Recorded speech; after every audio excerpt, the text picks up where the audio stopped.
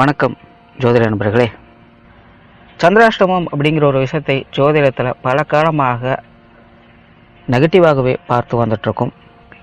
ஒரு விதத்தில் அது உண்மையும் கூட. ஆனால் சந்திராஷ்டமம் அப்படிங்கிறது முழுக்கவே நெகட்டிவான விஷயமா அப்படின்னு கேட்டிங்கன்னா அப்படி கிடையாது. சந்திராஷ்டம தினங்கள்லையும் சில நல்ல விஷயங்கள் அப்படிங்கிறது நடக்குது. எந்த மாதிரியான விஷயங்கள் எப்படி நடக்குது அப்படிங்கிறத பொறுத்து தான் நல்லது கெட்டது அப்படிங்கிறதே தீர்மானிக்கப்படுது.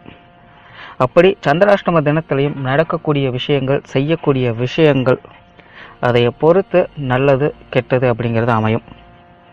ஜோதிடத்தில் சந்திராஷ்டமம் அப்படின்னா என்ன அப்படின்னு பார்த்தீங்கன்னா, ஜாதகத்தில் சந்திரன் இருக்கக்கூடிய ராசியை ஜென்ம ராசியாக குறிக்கப்படுது. அந்த ராசிக்கு 8ஆம் இடத்துல சந்திரன் வரும்பொழுது அதை சந்திராஷ்டமம் அப்படின்னு சொல்கிறாங்க. அதாவது சுய ஜாதகப்படி சந்திரனுக்கே சந்திரன் 8ஆம் இடமாக வரக்கூடியது. ஸோ நார்மலாகவே 8ஆம் இடம் அப்படிங்கிறது ஜோதிடத்தில் நெகட்டிவாக குறிக்கப்படுது. அதாவது ஒரு மனிதனுக்கு ஏற்படக்கூடிய கஷ்ட நஷ்டங்களை சொல்லக்கூடியது 8ஆம் பாவம் தான். ஆனால் இந்த சிவசக்தி ஜோதிட முறையில் நான் எப்போவுமே ஒரு விஷயத்த சொல்லிக்கிட்டு இருப்பேன், எல்லா விஷயங்கள்லையுமே சரிசமமான விஷயங்கள் தான் இருந்து வருது. அதாவது பாசிட்டிவும் நெகட்டிவும் கலந்தது தான் எல்லா விஷயங்களுமே. ஸோ அதில் எதை நாம் சூஸ் பண்ணுறோம் அப்படிங்கிறத பொறுத்து தான் அது நமக்கு நல்ல ரிட்டர்ன்ஸ் கொடுக்குதா இல்லை கெட்ட ரிட்டர்ன்ஸ் கொடுக்குதா அப்படிங்கிறது அமையுது. இது இந்த 8ஆம் பாவத்துக்கும் முழுமையாக பொருந்தும். எப்படின்னு பார்த்தீங்கன்னா, 8ஆம் பாவம் அப்படிங்கிறது மனிதனுடைய கஷ்ட நஷ்டங்களை சொல்லக்கூடிய இடம் மட்டும் கிடையாது, அவனுடைய ஆயுள் பாவத்தை சொல்லக்கூடிய இடமும் இந்த 8ஆம் இடம்தான். ஒரு மனிதனுடைய ரகசியங்களை சொல்லக்கூடிய இடமும் இந்த 8ஆம் இடம்தான். செக்யூரிட்டி, பாதுகாப்பு இந்த 8ஆம் இடம்தான். ஒரு மனிதனுக்கு முதுகெலும்பு அப்படிங்கிறது 8ஆம் இடம்தான். ஒரு மரத்தினுடைய ஆணி வேர் 8ஆம் இடம். இப்படி ஒரு விஷயத்திற்கு இல்லைன்னா ஒரு மனிதருக்கு ஆணி வேராக செயல்படக்கூடியதே இந்த 8ஆம் இடம்தான்.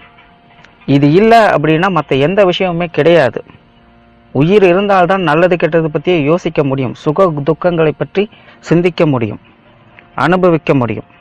உயிரே இல்லாத பட்சத்தில் என்னதான் இங்கே இருந்தால் என்ன, எல்லாமே வெறும் ஜடப்பொருளாக மட்டும்தான் இருக்க போகுது.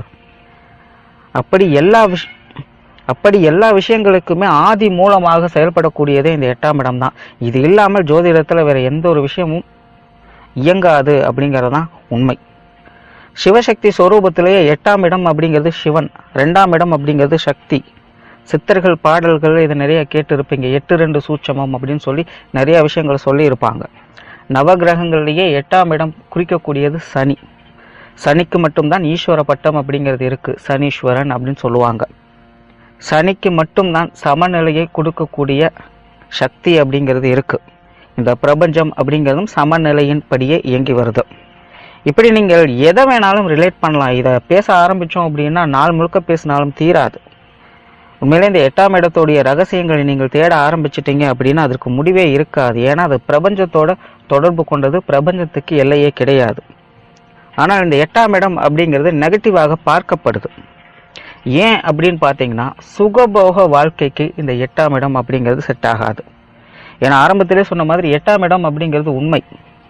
சுகபோகம் அப்படிங்கிறது நிரந்தரம் கிடையாது. மனிதர்களால் உருவாக்கப்படக்கூடியவை தான் இந்த சுகபோகங்கள். அது சக்தி ஸ்வரூபத்தில் தான் கணக்கு வரும். சக்தி அப்படிங்கிறது நிலை இல்லாத ஒரு தன்மை. இந்த காரணங்களால தான் இந்த 8ஆம் இடம் அப்படிங்கிறது சுகபோகங்களை கொடுக்காது அப்படின்னு சொல்லி வந்தாங்க.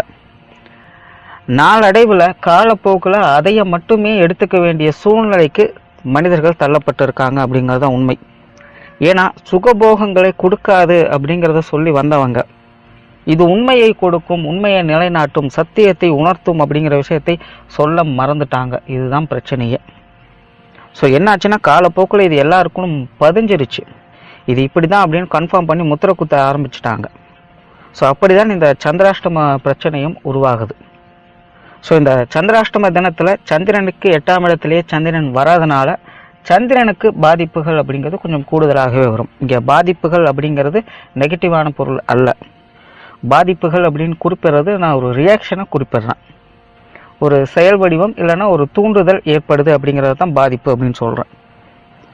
ஸோ இப்போ இந்த சந்திராஷ்டம தினத்தில் சந்திரனுக்கு 8லேயே சந்திரன் வர்றதுனால மனம் தனிமையை இயல்பாகவே விரும்புது. இதுதான் நிஜம். அது அமைதியை தேடி போகுது அப்படிங்கிறத நமக்கு உணர்த்துது.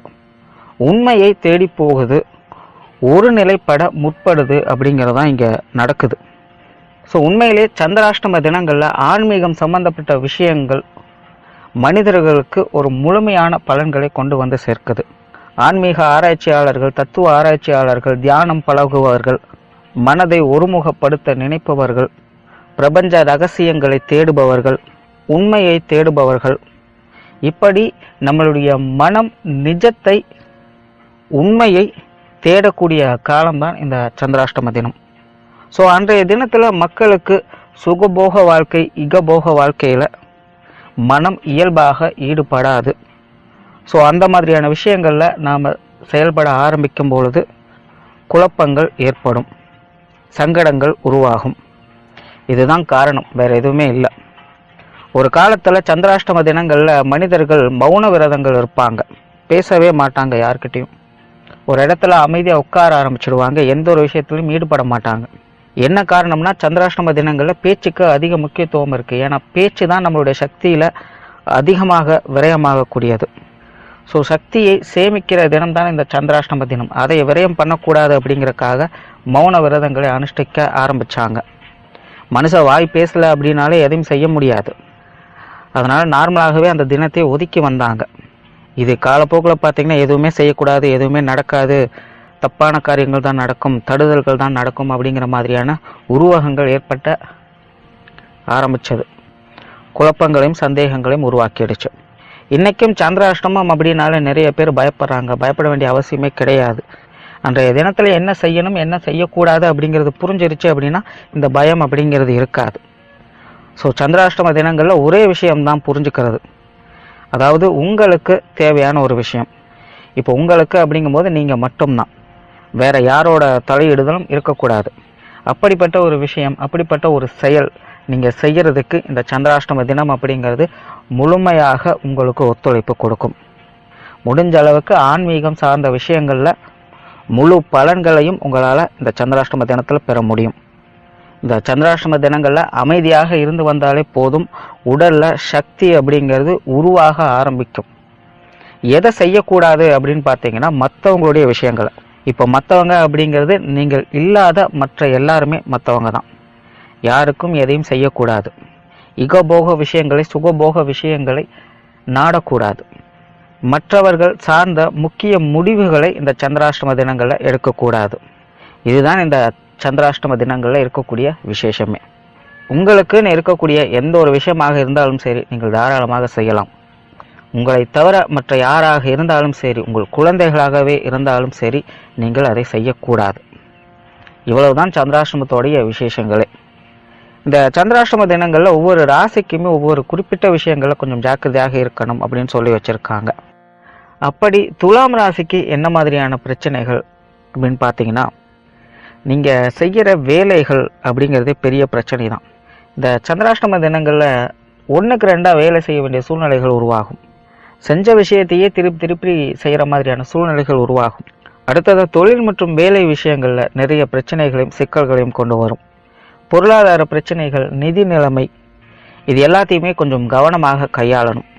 பெற்றோர்கள் வகையில், உடன்பிறப்புகள் வகையில், மாமனார் மாமியார் வகையில் இந்த சந்திராஷ்டம தினங்களில் ரொம்பவுமே கவனமாக இருக்கணும். அதாவது அவங்கக்கிட்ட பேசுகிற விஷயங்களில் கொஞ்சம் கவனமாக இருக்கணும். இல்லை அப்படின்னா நீங்கள் பேசுகிற விஷயத்தை அப்படியே உங்களுக்கே பிரச்சனையாக மாற்றிடுவாங்க. எந்த ஒரு விஷயத்தையுமே இந்த சந்திராஷ்டம தினத்தில் அவங்க உங்களுக்கு பெருசாக கண்டுக்க மாட்டாங்க. குறிப்பாக இந்த துலாம் ராசிக்காரங்க இந்த சந்திராஷ்டம தினங்களில் புதிய வேலை இல்லைனா புதிய தொழில் தொடங்குறது, இது எல்லாத்தையும் கொஞ்சம் அவாய்ட் பண்ணுறது நல்லது. வேலை செய்யக்கூடிய இடங்கள்லையும் தொழில் செய்யக்கூடிய இடங்கள்லையும் அங்கே கூட இருக்கிறவங்களோட பேச்சுவார்த்தையில் ரொம்பவுமே கவனமாக இருக்கணும். முடிஞ்ச வரைக்கும் இந்த மாதிரியான பிரச்சனைகளை கொஞ்சம் அவாய்ட் பண்ணிட்டு வந்தீங்கனாலே போதும். மற்றபடி உங்களுக்குன்னு தனிப்பட்ட முறையில் நீங்கள் செய்யக்கூடிய விஷயங்கள் மற்றும் ஆன்மீகம் சார்ந்த அனைத்து விஷயங்களுமே உங்களுக்கு நன்மைகளையே கொடுக்கும். நன்றி, வணக்கம், வாழ்க வளமுடன்.